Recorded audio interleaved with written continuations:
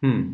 İrfan page not found, request get method, ondan sonra using URL not defined current patterns, index, manage, bilmem ne, media pet, the current pet media list didn't match, Şu an hata neden geliyor olabilir. Şimdi pet'le ilgili mi bir sıkıntı var? Onu anlamadım. Admin media pet falan demişsin. Yani nerede tam olarak sıkıntı var? Page not found diyor. Page not found demesinin sebebi manage'de list diye bir şey yok bu arada arkadaşlar. Şöyle bir şey yapmadık biz. Buradaki yapı irfan yok. Bunun yerine şöyle bir şey yaptık biz. Zaten bunu da şeyden görebilirsin. Hatta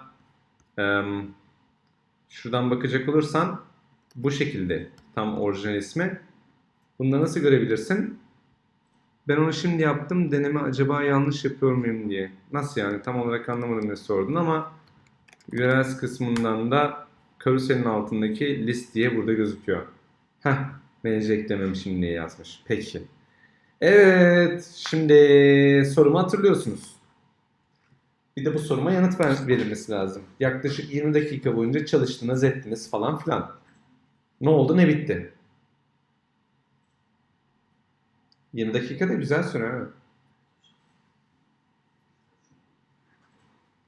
Evet, kap tişört olanlar var bu arada aramızda. Ondan sonra benim editim sürekli yeni şeyler ekliyor demiş. Tamam.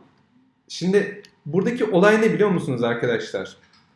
Birincisi edit ettiğiniz şeyin ne olduğunu biliyor olmanız gerekiyor.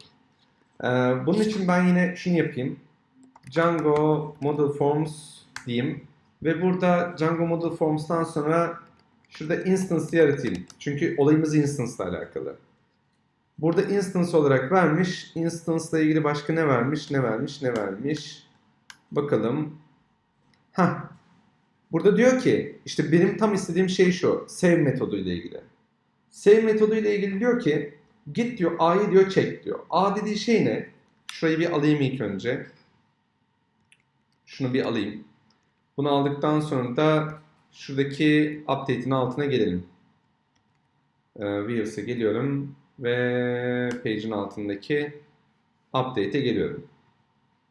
Şuraya da şunları açıklama olarak ekleyeyim.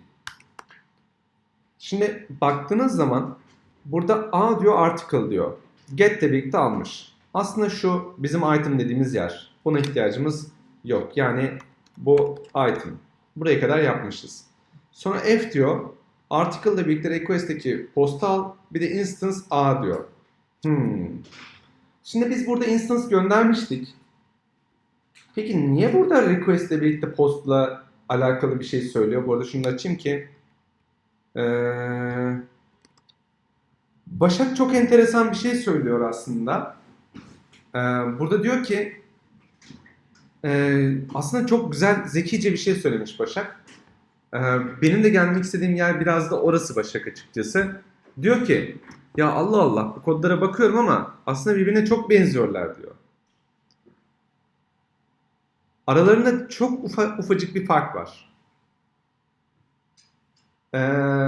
Evet. Yani aralarındaki ufacık farkı gösteriyorum arkadaşlar. Ufacık farkı. Şunlara da artık ihtiyacımız yok. Şuna da artık ihtiyacımız yok. Ne olduğunu anladık. Ondan sonra buna da ihtiyacımız yok. O yüzden bu kısımları ama şu kısım kalsın. Şuradaki kısım gelsin. Cover image'in olduğunu görelim. Dikkatli bakın. Burada request ile birlikte post, request ile birlikte files demiş. Burada ne diyor? Şuradaki kısımda, F kısmında. Ve şunu da alayım. Request files yine yerine instance demiş. Ama şöyle bir şey var. Bunların demek ki bir sırasının olması gerekiyor. Bu sırasıyla birlikte alıyordur bunu. Bunları da zaten gidip bakabiliriz sırasının ne olduğuna. Ama ben request ile birlikte post'u, request ile birlikte files'ı aynı zamanda instance'ı gönderebilirim. Tamam. Instance göndermek ne demek biliyor musunuz? Instance göndermek şu demek. Eğer ben instance gönderirsem yani item gönderirsem bu item'ı update et demiş oluyorum. Instance göndermezsem create et demiş oluyorum. Yaptığı şey bu. Peki İlk önce biz şuradaki kodumuzu çözelim. Daha böyle kafamızı karıştıracak hale gelmeden önce. Buradaki kısmı çözecek olursak da diyor ki burada item'ı getir diyor. Yani A eşittir. Burada item dediğimiz şey aslında şuradaki. A buna tekabül ediyor. Form lazım diyor. Formum da var. Ama formun diyor postla birlikte instance olsun. Hayır bir dakika. Yani ilk bunu açtığı zaman zaten update'i açtığı zaman böyle gelmeli. Buraya kadar okey. Ama eğer aynen böyle, hatta şuradakini alayım. Eğer adam postla birlikte datayı gönderirse, datayı gönderdiği zaman burası farklı bir yer. Datayı gönderirse o zaman diyeceğim ki zaten item'ım benim elimde vardı. Bununla ilgili sıkıntım yok. Aynı item'dan bahsediyoruz. Aynı yere göndereceğim çünkü. Ve aynı yerin içerisinde metodu post olana göndereceğim. O zaman burada formu da tekrar alabilirim. Hatta şöyle yapabilirim. Form eşittir carousel model forms'tan daha sonra da ne diyeceğiz? Şuradan bakıyorum. Request ile birlikte post al demiş. Request ile birlikte post aldım. Tabi biz request ile birlikte files'ı da alacağız. Bakın burada data files diyor. Ondan sonra prefix initial, ondan sonra variable instance diyor. Tamam mı? Request ile birlikte files'ı da alacağız. Sonra neyi alacağız? Bir de instance alacağız. Instance eşittir ne diyeceğim? Item diyeceğim.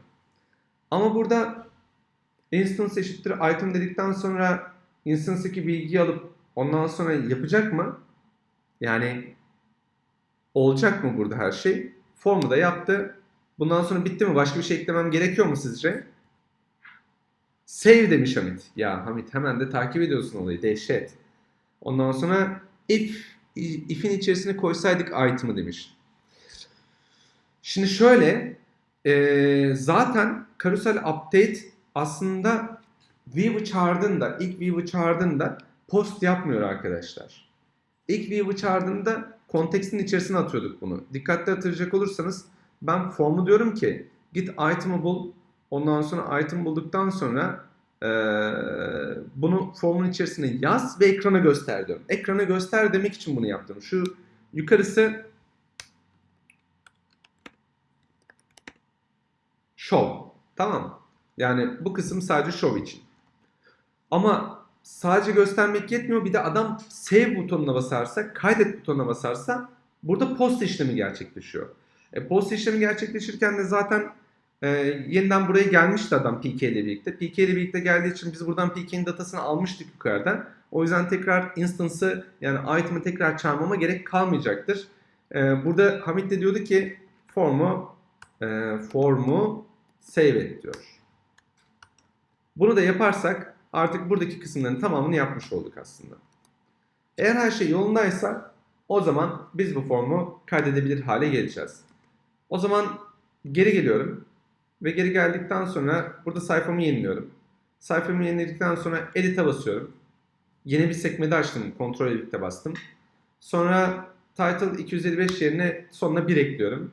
Ve buradan da bir tane görsel seçiyorum ve submit butonuna basıyorum. Şimdi ne oldu? Kaydoldu mu?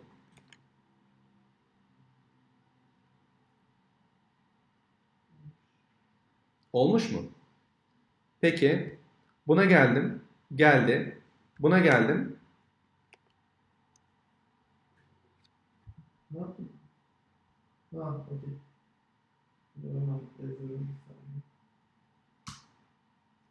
Yorumlara geliyorum. Title view'u eklemedik hocam. Title'ı view'a eklemedik. Title'ı view'a eklemedik. Title'ı view'a eklemedikten kastın ne? Tam çözemedim ben.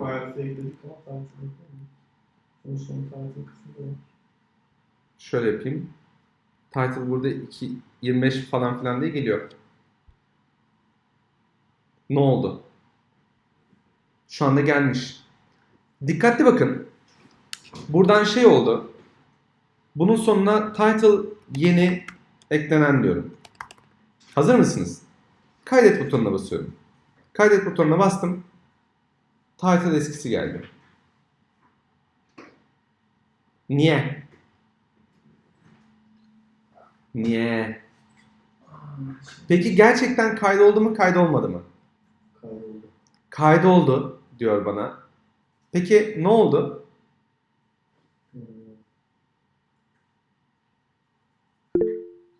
Blink diye bir ses geldi.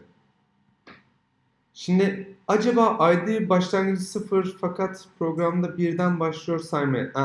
Nasıl bir şey bu ya? İrfan bugün ne kullandın? Yani hakikaten sormak istiyorum. Normalde senin yanıtlarını ben çok seviyorum. Ama bugün değişik bir şey var İrfan. Bana sebebini açıklaman lazım. Şöyle bir şey yapacağım bu arada.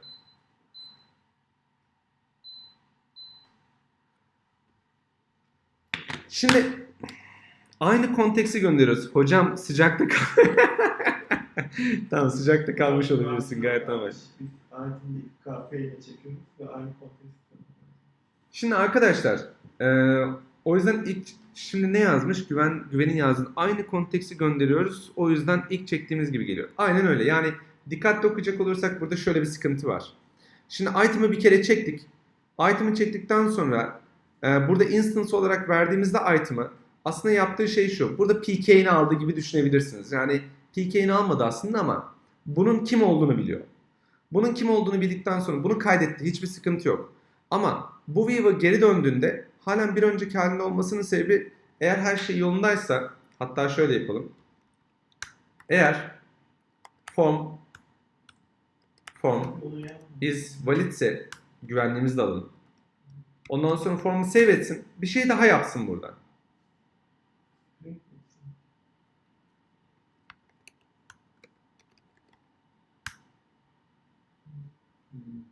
Tamam, ben redirect yaparsam hiç boşuna uğraşmamış olurum.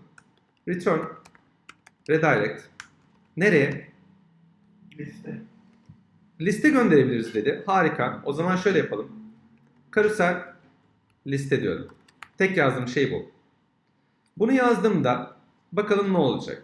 Aslında bir bakıma mantıklı bir yöntem de olabilir. Karusel liste bir geri döneyim ilk önce. Yeni eklenen title diyor. Title bugün en kaçı? 09.08 mi? 2019 dedim ve kaydet butonuna bastım. Title 09.08 2019 olarak düzeldi. Harika. Bu şekilde düzelttik. Peki hem edit'te kalsaydı hem de submit edince burası düzelseydi nasıl olacaktı? Yani aynı yere redirect etmek istiyorsam ne olacak? Birisi de bunu yazsın.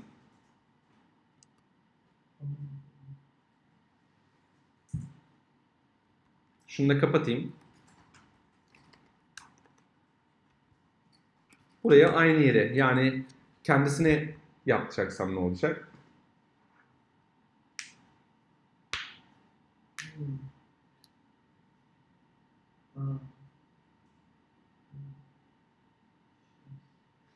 Kendisine redirect edeceksek. Ben de onu söylüyorum işte. Aynı karısal.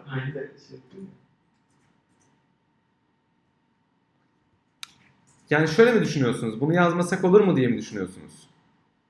Show index derken şuayip böyle bir ismin olması gerekiyor. Show diye bir ismin olması lazım. Index diye bir ismin olması gerekiyor. Yani çok farklı yerlere gidiyorsun şu anda. Redirect'te mesela hiçbir şey vermeyince de kırmızı oldu. Muhakkak diyor ki bir yere gitmem lazım diyor. Burada da yazıyor zaten içinde gitmesi gerekenleri. To'ya gitmem lazım diyor. O yüzden buna da ihtiyacımız var. Kendisine nasıl gidecek?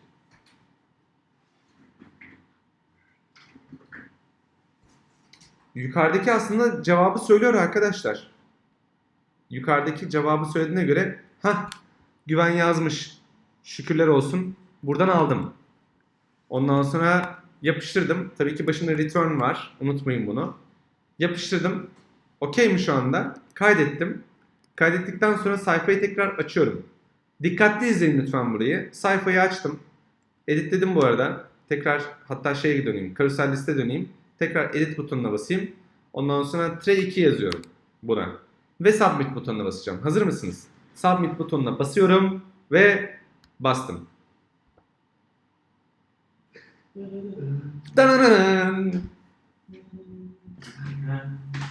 Sebebini galiba Gökhan biliyor. Açıklamalar kısmına geliyorum o yüzden de. Şuayb mi? PK'yi vermedik hocam. Güzel. Şimdi şunu söyleyeyim arkadaşlar. Burada eğer bir şey PK istiyorsa ve fonksiyon da PK istiyorsa, bakın burada PK ya bir şey istiyor. Yani PK olması önemli değil. Bu şurada şöyle yazıyorum. Abi bana PK vermezsen gelmem. Tamam mı? Bu demek. PK ne? Yani ops. Gaza geldim. Ondan sonra PK ne? Yani primary key ama primary key olmak zorunda değil. Buraya Ahmet de yazabilirdik. Mehmet de yazabilirdik. Önemli olan bir şey olmasıydı burada. Biz burada PK dedik çünkü çok alışılageldik bir şeydir bu primary key'i yazmak. Ondan sonra ve bunu vermezsen çalışmam diyor. Peki verelim. Buraya da geliyoruz. Diyoruz ki PK. Ama bu yetecek mi? Onu da görelim beraber. Sayfayı yeniliyorum. Ve burada sayfaya 3 dedim, submit dedim, 4 dedim, 5 demişim, submit dedim, karusel liste geri döndüm ve 5 olarak düzeldi. Bir de şuraya da hani şey ekleyelim ya, message nokta success request güncellendi. Bunu da ekledik. Ondan sonra edit dedim ve 6 dedim. Ve submit'e bastım. Güncellendi diye yazdı. Çarpıya bastım. Kapattım. Nasıl? Oldu mu? Peki. Şimdi dehşetler gelmeye başladı buraya. Dehşet diye. Ondan sonra şimdi aslında Başak bizi daha farklı, daha çılgın bir yola doğru götürüyordu. Başak neredesin? Başak. Şimdi Create'deki save ile aynı şekilde yapamaz mıyız demiş. Peki nasıl yapacağız? Diyor ki refaktör edelim biraz kodumuzu. Burada dikkatli bakacak olursanız şunu artık kapatıyorum. Buna ihtiyacımız yok. Ondan sonra bu da mesela daha sonra şurada da kalsın bu. Çünkü belki hep liste göndeririz. Mesajımızda yazarız güncellendi veyahut da eklendi diye. Öyle bir şey yapalım ki daha az kod yazalım ama bu fonksiyonlarımız dursun, refaktör edelim bunu bir şekilde. Yani bu ikisi birbirine çok benziyor. Bu ikisi birbirine çok benziyorsa o zaman acaba ben bu ikisini birbirine benzetmek yerine birbirine alıp ondan sonra tek bir kod haline getirip iki fonksiyonda da kullanabilir miyim? Bugün biraz çılgınlık yapalım. Yani normalde biz e-ticaret sitesini yapıyorduk ama yarın mesela şeye devam ederiz veyahut da bir sonraki seansa devam ederiz o diğer bölümleri eklemeyi.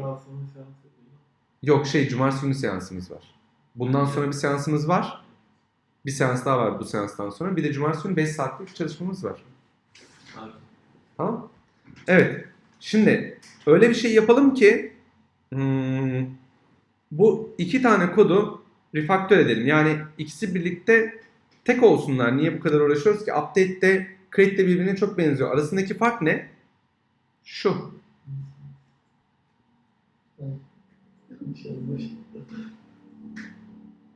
Parametreler evet. Arasındaki fark bu. Nasıl yapacağız?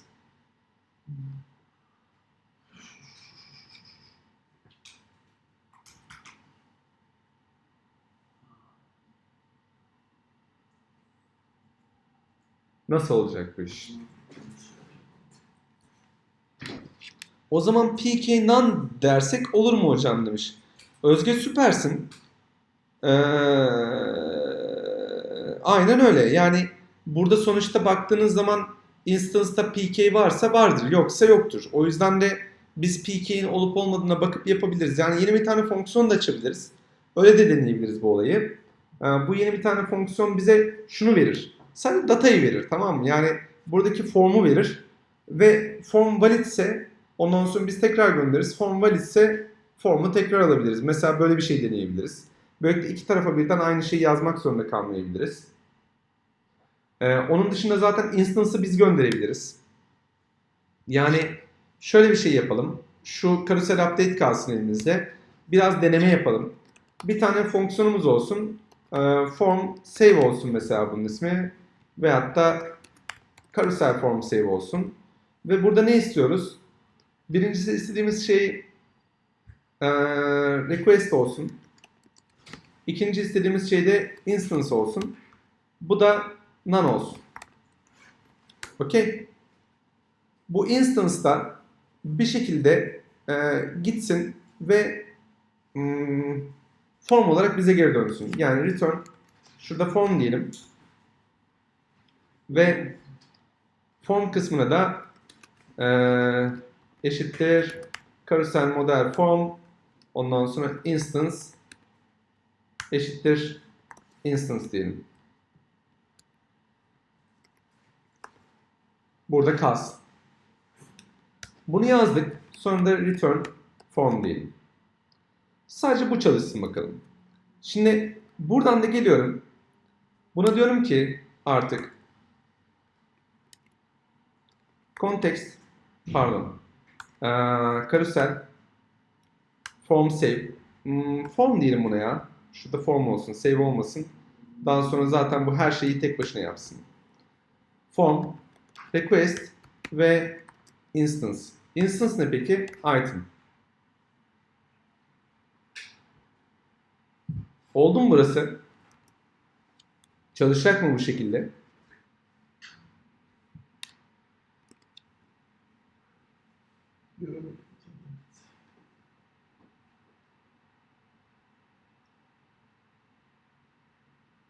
Daha az yazacak dedik, daha çok yazdık. Hı? Daha az yazacak dedik, yeni bir fonksiyon ekledik. Ama bu fonksiyon daha hiçbir şey yapmıyor. Birazdan bir şeyler yapar hale gelecek. Şu anda bu fonksiyonun hiçbir görevi yok. Bu fonksiyon şunu yapacak birazdan.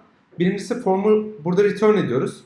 Burada return ettiğimiz zaman dikkatli bakacak olursam aslında şuraya gidiyor. Yani request ile birlikte bu datayı gönderiyor. Tamam mı? Instance varsa instance'ı gönderiyor. Instance yoksa instance'ı göndermiyor. Hatta şunu da artık şu şekilde yapabiliriz.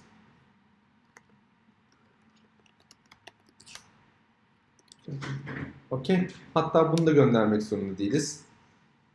Request'i göndersek de göndermesek de bir şey fark etmez. Şu anda çünkü önemli değil ama daha sonra önemli olacak. Hatta şuna da none diyelim. Bunu da göndermeyelim. Okey. Şunu da göndermemize gerek yok. Item'ı gönderecek miyiz? Request'te item'ı da burada gönderelim. Peki ne olacak şimdi? Çalışacak mı buraya kadar? Peki deneyelim. Madem sesiniz çıkmıyor, kafayı yemiş durumdasınız. Ondan sonra edit butonuna bastım. Geldi mi? Geldi. Gelmesi demek şuraya kadar olan kısmın çalışıyor olması demek. Buraya kadar olan kısmın çalışıyor olması da carousel form'un buradan geldiği anlamına geliyor. Peki create'e bakalım aynı zamanda. Şu listeye de bir tane şey ekleyeyim ya. Listenin içerisine yukarıya hr ve bir üstüne de a şurada kalsın. Create ekleyeyim. Ve create eklemek için ne demem lazım buraya? Hatırlayan var mı? URL carousel create. Peki buraya parametrik değer olarak ne göndermem lazım? Yok, hayır, hiçbir şey hocam. Hiçbir şey. Çünkü URL kısmında burada parametrik hiçbir değer yok. Şurada. Okey. O yüzden hiçbir şey göndermeme gerek yok. Peki sayfayı yeniliyorum. Carousel liste geliyorum. Create carousel var. Ondan sonra buraya da geldi mi? Geldi. Buraya kadar hiçbir sıkıntı yok. Artık ben bunu istediğim gibi gönderebilirim. Çatır çatır. Yani geri geliyorum. Geri geldikten sonra buradaki view kısmına geliyorum. Burada yorumlarınız var mı diye kontrol edeyim. Peki. Şimdi geri geldim. Buraya kadar olan her şey çalışıyor. Artık form kısmında carousel form file falan filan diye bir şey yazmama gerek yok. Burada yazmam gereken şey şu. Instance. Ondan sonra şuraya diyeyim ki eğer request varsa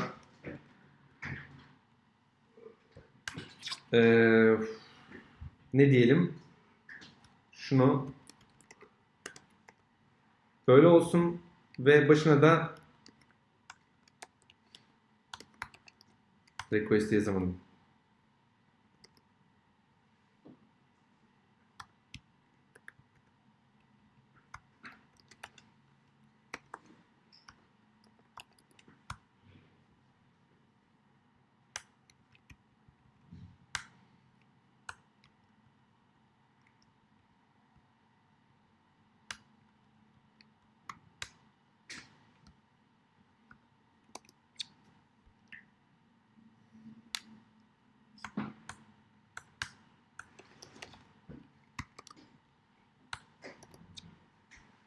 Okey. Request'imiz varsa formumuz böyle olsun. Değilse olmasın. Peki eğer request'imiz varsa aynı zamanda request'in olması bu formla ilgili işlemlerin yapılması anlamına geliyor. Form geri gelsin. Form geri geldikten sonra valid mi diye kontrol edelim. Valid ise zaten işlemlerimiz yerine gelsin. Yani ben buraya gelip ondan sonra artık buradaki bütün işlemleri buraya doğru alabilirim. Bu bir yöntem. Hepsinde de aynı mantığı kullanabilirim. Ama kafa karıştırıcı oldu değil mi sizin için? Hiç girmese miydik yoksa? Yani bayağı bir kafa karıştırıcı oldu. Şey diye bakalım olaya. Yani burada gerçekten bütün her şeyi kullanıp artık bu tarafta çok fazla bir şey yapmayıp carousel update ile create'i birleştirip ondan sonra tek bir fonksiyon haline getirebilirsiniz. Ama baktığım kadarıyla yani buradan da bayağı bir gözlere bakıyorum. Full ulaşmaya başladı gözler. O yüzden de buradaki kısmı geri eski haline getiriyorum. Ondan sonra biz yukarıdan devam edelim. Şunları da sildim. Burası full ulaşmaya başladı çünkü. Ben bir baktım eyvah gözler gitti. Tamam. Bu kadardı zaten. Ondan sonra bunu da sildim. Bunu da sildikten sonra tekrar eski yerimize geri döndük. Sayfayı da yenileyecek olursam ve herhangi bir değişiklik yok. Edit butonuna bastım. Buraya 7 diye yazdım ve geri döndüm. Ondan sonra geriye geldim. Create dedim. Herhangi bir değişiklik yok. Tamam. Süper. Şimdi artık bunu biraz da düzenleyelim ve yeni şeyler eklemeye başlayalım. Aslında bizim bir sürü ihtiyacımız vardı. Bu bir sürü ihtiyacımıza dikkatli bakacak olursak şu ana kadar sadece karuselle ilgilendik. Hemen şu page'i yapabilir miyiz? Elimizde çünkü daha önceden page vardı. Hadi yapalım page'i. Peki. Page'i yapabilmek için bir kere de manage.py diye bir şey oluşturalım da daha doğrusu şu manage ile ilgili bütün her şeyi de buraya atalım. Ama dikkat edin şu ana kadar herhangi bir staff check'i yapmadım. Herhangi bir yerde. Yani bu kesinlikle büyük bir hata. Ondan sonra kesinlikle büyük bir hata. Ama burada önemli olan şey kullanıcı eğer şeyse staffsa diye yazmak. Kullanıcı staffsa diye yazmanın yöntemi de basit. Onu daha sonra zaten göstereceğim derste. O yüzden de sadece tek ekleyeceğimiz şuraya bir decorator ekleyip geçebiliriz. Decorator'ı hatırlıyor musunuz? Is kullanıcı loginse falan filan gibi bir şeyler eklemiştik daha önce.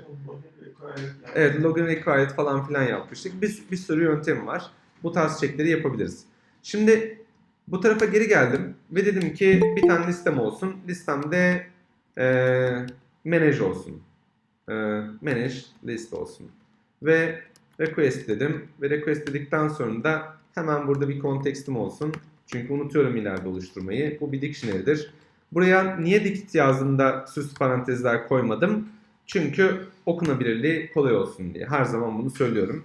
Return, ondan sonra render ve request olacak. Request olduktan sonra bu manage'in altında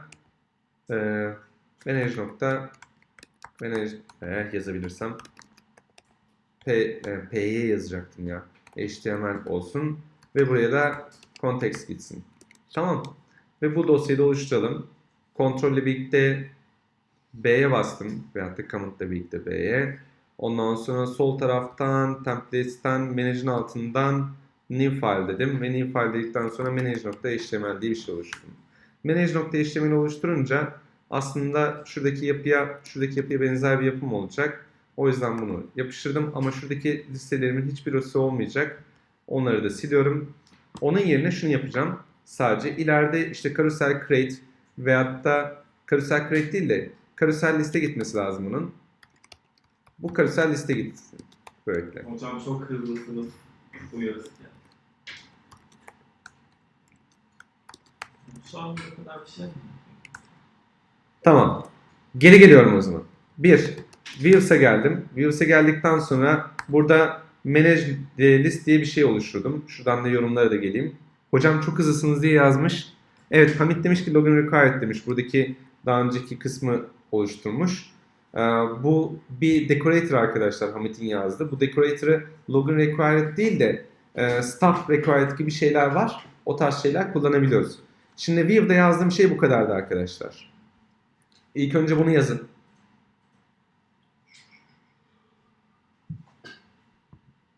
Hocam acaba şey mi yapsanız ya? Gitti. Atayım mı bu kısmı? Evet hocam. Çünkü çok değişiklik yaptık şeyde.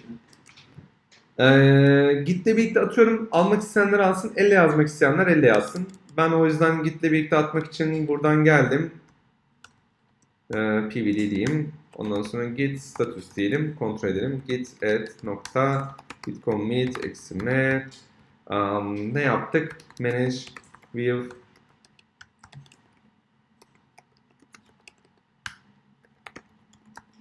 ve bunu da pushladım. Tamamdır. Ama teşekkürler arkadaşlar hocam çok hızlısınız diye yazdığınızda. Çünkü arada beni durdurmanız gerekebiliyor. Bazen gerçekten bu benden kaynaklı bir şey değil tabii ki. Klavyeden kaynaklı. Maalesef klavye çok hızlı yazabiliyor. Tabii ki şeyi de unutmamak lazım. Bilgisayarı kullanırken klavyenize hakim olmanız gerekiyor. 2, kullandığınız editördeki hızlandırıcı tuşlara hakim olmanız lazım. Mesela başka bir yere geçerken Ctrl ile birlikte Tab'la geçmek. Veyahut da Command ile birlikte veyahut da Ctrl ile birlikte P'ye basıp diğer view'lar veyahut da dosyalar arasında geçiş yapabilmek gibi şeylere bakabilmeniz lazım. Bunu yazdınız diye düşünüyorum. Devam ediyorum o yüzden de. Tamam. Daha sonra şöyle bir şey yapmıştım. Karusel listin içerisinden, çok yaşa. Karusel listin içerisindeki her şeyi kopyalamıştım. Ama her şeye ihtiyacım yok. Şu table'ın hepsini silecektim. O yüzden de hepsini kopyaladım. Manage.html'e geldim. Her şeyi yapıştırdım. Her şeyi yapıştırdıktan sonra table'ın tamamını sildim. Table'ın tamamını sildikten sonra ilk şeyi link olarak da bir tane karusel list diye bir şey yaptım. Bunu URL'den çağırdım. Ve yanına da karusel list diye yazdım. Yaptığım şey şu ana kadar bu. Burayı yazdınız mı? Devam edeyim mi?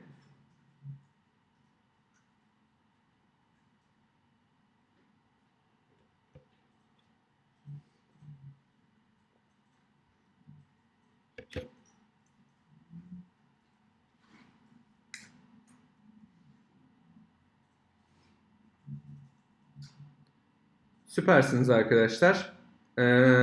Hamit sen bekle diyordun galiba. Evet. Bekliyorum.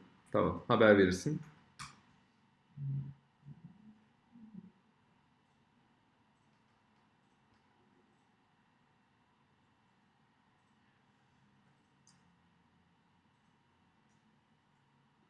Tamam hocam. Hocam ben bugün sadece izliyorum. GitHub'tan son halini çekeceğim demişsin. Tamam. Sıkıntı yok. Şimdi bunu yaptık. Bir de URL'e ihtiyacımız var. Şöyle URL'e ihtiyacımız var. Şu manage'e gelebilelim direkt. O yüzden de burada yukarıda bir tane daha pet oluşturacağım. Bu pette aslında bunların hiçbirisi olmayacak. Şöyle yapacağım. Bu boş olacak. Şuraya da karusel diye yazalım. Açıklama olsun. Ondan sonra ve buraya da manage diye yazalım. Ve bunu da manage list olarak çağıralım. Sonra da bunun ismini de şuraya yazalım, buraya yazalım. Ne yaptım? Boş olacak dememin sebebi şu. Bu boş olacak kısmı aslında bir bakıma ta diğer bizim ana şeyimizden kaynaklanıyor. URL kısmımızdan kaynaklanıyor. Orayı hatırlamıyor olabilirsiniz ama orada biz aslında buradaki bütün URL yapısını include etmiştik. Şuradaki yapıyı. Include ettiğimiz için aslında şunun başında burada manage slash var. O yüzden manage slash'a ulaşabilmek için aslında boş bıraktım. Yani burayı yazdıysanız devam edeceğim diğer tarafı check edip göstermek için.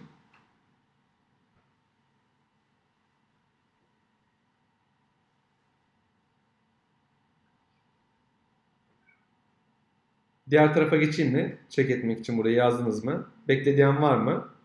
Bekle diyen var mı? 1. Bekle diyen var mı? 2. Bekle diyen var mı? 3. Ve beklemiyorum. O zaman diğer URL'e geliyorum. Ve burada slash manage diye yazıyor. Neydi? Slash manage kısmında artık include ediyoruz. Neyi include ediyoruz? Page'in içerisindeki URLs kısmını. Bunları include ettikten sonra artık page'in içerisindeki URLs kısmından bütün her şeyi çekiyor. Peki yapıya geri döndüm ve buradan dedim ki manage'e gel. Manage'e geldikten sonra carousel liste tıklayabiliyorum. Buradan carousel create'e tıklayabiliyorum. Carousel liste geri dönebiliyorum. Manage'e geri dönmeyi eklememişim. Çok da önemli değil. Daha sonra onu ekleriz. Slash manage deyince de buradaki kısma geri döndük. Tabii ki bu kadar kötü olmasın sizin yaptığınız tasarımlar. Ama şu anda eğitimde olduğumuz için Bootstrap'teki minimum özelliklerle ben yapıyorum ki daha az kod yazalım diye. HTML kısmı çünkü böyle yazdıkça bayağı bir sıkıntılıdır. İkide bir gidip doğru klasları falan filan bulmaya çalışırsınız. Ama minimumda sonuçta bu bir href. Ondan sonra tıklanınca istediğiniz yere gidiyor. Peki şimdi page'i yapacaktık. O yüzden page yapısını hemen çat çat çat diye kurgulamaya çalışalım. Birinci yapacağımız şey Models'a bakmak. Models'ta böyle bir şey var mı? Ondan sonra bakıyorum. Harika. Biz daha önce bunun Models'ını yapmışız. Neler var içerisinde? Title var, Slack var, ondan sonra Content var, Cover Image var, Status var, ondan sonra Create ve Update kısmı var. Okey. Şimdi bizim sonuçta bunların view'ını yapmamız lazım. İlk yapmamız gereken view, bence daha önce bir page var mıydı yok muydu bunları hatırlayabilmek için page'lerin listesini yapalım. Page'lerin listesini yapabilmek için views.py'ye geldim. Burada benim ihtiyacım olan şey karuselin listesiyle aynı kavram. Karuselin listesini aldım. Yukarısına koyuyorum çünkü benim için sırası artık fark etmiyor. Ve tekrar yapıştırıyorum. Tekrar yapıştırdıktan sonra bunun ismine page list diyorum.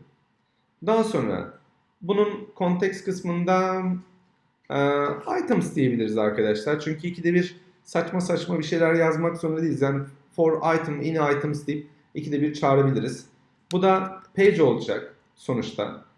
Ve order olarak da PK'yi en üstte olan yani en son eklenen en üstte olsun şeklinde olacak. Bu da carousel liste olmayacak da aslında bunun ismi de page list olacak. Okey. Bunu yaptık. Bunu yaptıktan sonra page listimiz artık var. Herkes yazdı mı? Orada şeyi geri döneyim. Bekle diyen var mı?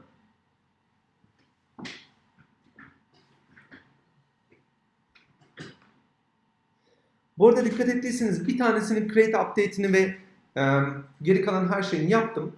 Geri kalan her şeyini yaptıktan sonra bir daha uğraşmadım arkadaşlar. Yani bir tanesini zaten CRUD işlemini yaptıktan sonra, bu arada delete yapmadık çünkü ben delete seven birisi değilim. Onun yerine update yapıp onun delete yapmak yerine statüsünü delete yapmayı tercih ediyorum. O yüzden de oraya bir tane buton koyup delete butonuna basınca status kısmını delete yap demek bence yeterli. Onu da zaten birazdan page'de yaparız. Bunu yazdık. Bunu yazdıktan sonra burada page'de kırmızı oldu. Page'de kırmızının olmasının sebebi bunu eklememişsin diyor. Yukarıya gidip eklemeyi unutmayın. Şuraya geldim ve page'i ekledim. Ve birden fazla olabilir ileride. O yüzden de bunu parantez içerisine alıp aşağı alabilirsiniz. Veyahut da şimdilik böyle bırakabilirsiniz kafanıza göre. Bunu yaptıktan sonra artık benim bir listem var ama şurada page list diye bir şeye benim ihtiyacım var manage'in altında. Ve sol tarafı açtım. Sol tarafı açtıktan sonra unutmayın Templates'e gitmeniz lazım. Templates'e gidiyorum ve Templates altında şuradaki carousel listin hepsini tekrar kopyalıyorum. Vallahi bütün işim kopyala yapıştırla geçecek bundan sonra. Neydi bunun ismi? Page alt çizgi list.html. Bunu yaptıktan sonra yapıştırdım. Bir kere nelere ihtiyacım olduğunu hatırlayalım. PK'ye ihtiyacım var. Title'a ihtiyacım var. Ondan sonra Models'tan şuradan açayım. Slack'ı da gösterelim. Ekranda dursun. Şurada Slack'a ihtiyacım var. Sonra Action'a ihtiyacım var. Content'e ihtiyacım var. Şunu yapalım. İki tane daha olsun. Şuradaki Slack olacak. Ondan sonra buradaki Content olacak. Content olacak. Bir tane status ekleyelim. Cover image de ekleyelim mi? Hadi o da olsun.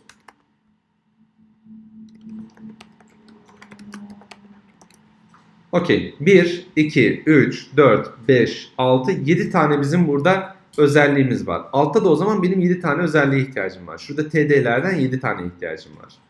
Şuradakileri bir tane burada vardı. O da Slack'tı. Bu yüzden bu Slack olsun. Slack'tan sonra ne geliyormuş? Cover image geliyormuş. Harika. Cover image de zaten burada. Dikkat ediyorsanız isimleri aynı verdiğim için sonuçta hep aynı kullanabiliyorum. Bu bence güzel ve hani standartta kalması gereken bir şey. Tabii yerine göre değişebilir. Onun dışında burada content var. Content'in olması gerekiyor. Bakıyorum. Bir tane statüs varmış. Statüsün de olması lazım. Statüs. Ve dikkat ediyorsanız kopyala yapıştır yapıyorum arkadaşlar. Mümkün olduğunca kopyala yapıştırı çok fazla kullanmaya çalışıyorum. Bunu da yazdım. Bunu da yazdıktan sonra item'ın content'i bilmem nesi falan filan her şeyini çağırdı. Burada ama dikkat edin. For item in carousel diyor. Item in carousel değil, item in items olacak. Çünkü items'ın altındaki şeyleri çağırıyorum. Böylelikle ben her şeyi de böyle çağırırsam, şuradan da şeyi geri getireyim. Her şeyi for item in items dersem o zaman yine aslında çatır çatır her şeyi kullanabilirim. Tamam. 2'de 1 almam. Bu arada Eren'in bir tane sorusu vardı. Hazır gelmişken onu yanıtlayayım. Eren dedi ki, hocam dedi, hocam böyle başladı söze. Geri kalan biraz sert oldu ama neyse. Böyle başladı yine de. Şimdi diyor ki, şu işaretle, bu işaretle şunun arasındaki farkı anlayamadım diyor. Niye bunu kullanıyorsunuz? Niye bunu kullanıyorsunuz? Eliniz yine çok hızlı. Bu ikisinin arasındaki farkı anlayamadım dedi. Yeri gelmişken bundan bir konuşalım. Sonra da zaten işlemimizi yapıp devam edeceğiz. Ne oluyoruz? Bu ne? İkisinin arasındaki fark ne? Gençler ilk önce sizden biraz yanıt bekliyorum. Var mı yanıt?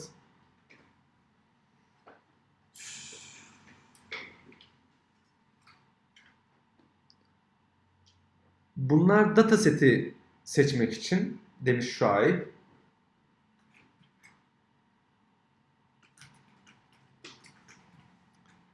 Değişkenler için demiş Güven. Süper. Variables'lar. Ondan sonra değişkenler için.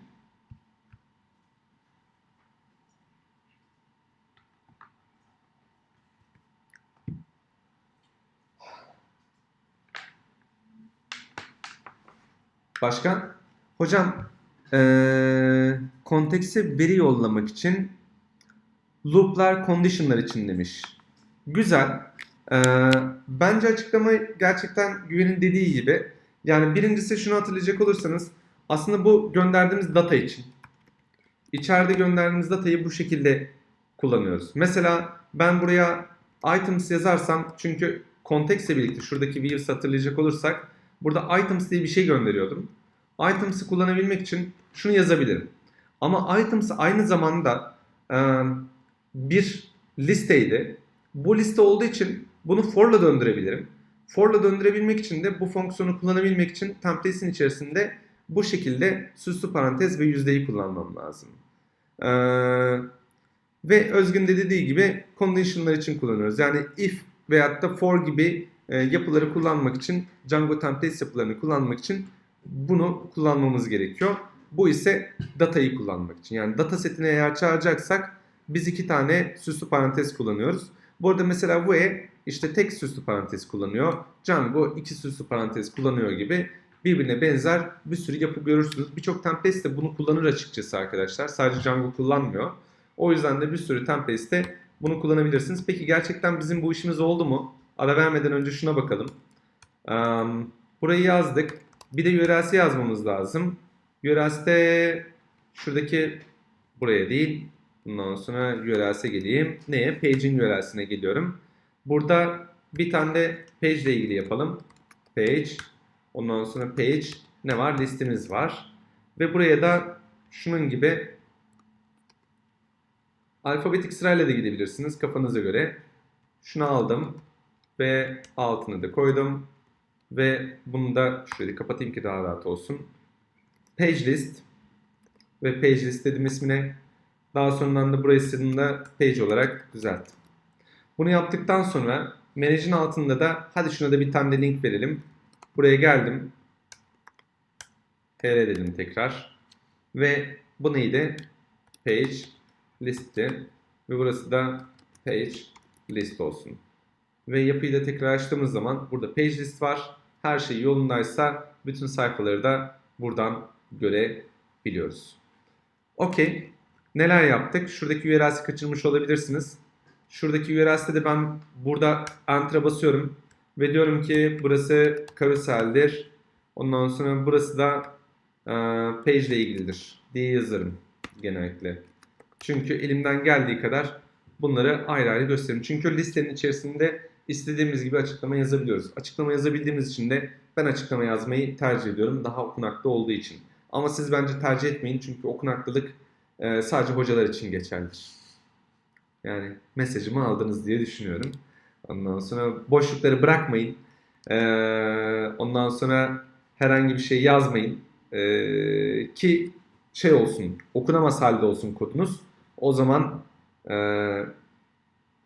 yani anladınız diye düşünüyorum ne demek istediğimi. Peki, şimdi ara veriyorum. Ondan sonra bu page ile ilgili yapacağımız işlemler var. Çatır çatır ondan sonra diğerlerini yapacağız. Biraz hızlanacağız arkadaşlar son derste. O yüzden de şimdiden kendinizi hazırlayın. 10 dakikalık aranızı hızlıca verin. Tam saat 9'da görüşmek üzere.